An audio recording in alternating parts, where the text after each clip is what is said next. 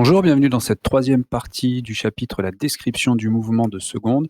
Nous allons découvrir le vecteur vitesse en un point donné. En effet, nous avons vu dans la vidéo précédente le tracé du vecteur vitesse moyenne, mais ce vecteur vitesse moyenne n'apporte pas d'informations sur ce qui se passe durant le trajet. Donc si on prend l'exemple d'une course de Formule 1, eh bien on souhaite savoir quelle sera par exemple la vitesse du véhicule lors d'un virage ou lors d'une ligne droite. On veut davantage d'informations que simplement le vecteur vitesse moyenne. Donc comment tracer ce vecteur vitesse en un point? Eh bien pour cela, il va falloir découper la trajectoire en petits déplacements à intervalles de temps réguliers, notés delta t ou tau, je le rappelle. Donc dans ce cas-là, on aura un ensemble de positions M1, M2, etc. Du système au cours de son trajet. Donc pour déterminer le vecteur vitesse en un point, eh bien, on prendra le plus court trajet possible en partant de ce point-là. Donc on ira en fait jusqu'au point suivant. Si par exemple je pars de M2, j'irai jusqu'au point M3. Si je pars de M3, j'irai jusqu'au point M4. Et je vais déterminer en fait la vitesse le long de cette petite trajectoire et je vais considérer que c'est la vitesse au point M que j'étudie. Donc mathématiquement, cela va se traduire par la relation vectorielle suivante. Le vecteur vitesse au point MI, que l'on va noter VI, eh bien, va s'exprimer en fonction du vecteur déplacement entre le point MI où je me trouve et le point suivant MI plus 1. Donc on va noter ceci, MI plus 1 avec la flèche du vecteur juste au-dessus, divisé par la durée delta t correspondant au déplacement du point MI au point MI plus 1.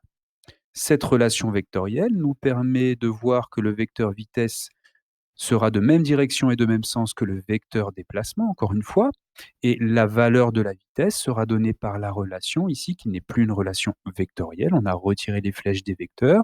Ce sera une relation ici numérique au final. Donc VI sera égal à MI plus 1, la longueur du vecteur, divisé par delta t. Donc en dessous, vous avez l'exemple de la détermination de la vitesse, par exemple, au point M5 ici, en prenant le déplacement sur la distance, en prenant le déplacement M5, M6, et donc en mesurant la distance du point M5 au point M6, avec une échelle qui est donnée. Donc encore une fois, il faut utiliser l'échelle, et il faut utiliser également la durée qui s'écoule d'une position à l'autre. De cette manière-là, on peut déterminer le vecteur vitesse au point V5. Alors, quelques conséquences, et quelques conclusions, auxquelles on peut arriver lorsqu'on étudie ces vecteurs vitesse. Eh bien, si on regarde l'évolution de ce vecteur vitesse, premièrement, si sa direction ne change pas au cours d'un mouvement, ça signifie que le mouvement est forcément rectiligne. C'est le cas ici. Par contre, s'il y a un changement de direction du vecteur vitesse, dans ce cas-là, on aura un mouvement curviligne. Autre, conclusion auquel on peut arriver, c'est en étudiant l'évolution de la valeur de la vitesse.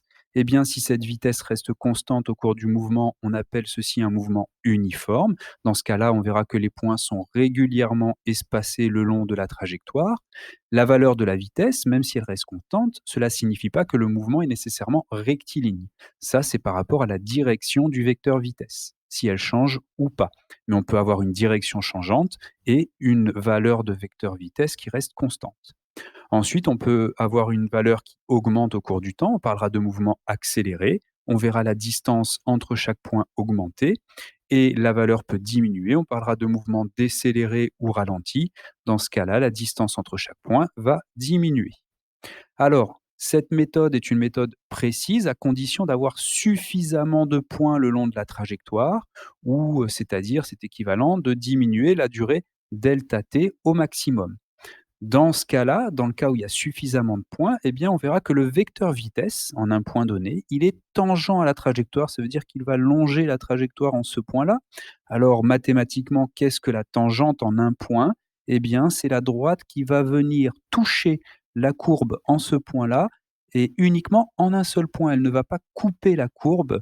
Donc, vous avez quelques exemples ici de droites tangentes qui viennent donc frôler la trajectoire suivie ici en un seul point, le point où on étudie la tangente. Voilà quelques exemples ici. Voilà pour la détermination du vecteur vitesse en un point. Nous avons terminé ce chapitre sur la description du mouvement.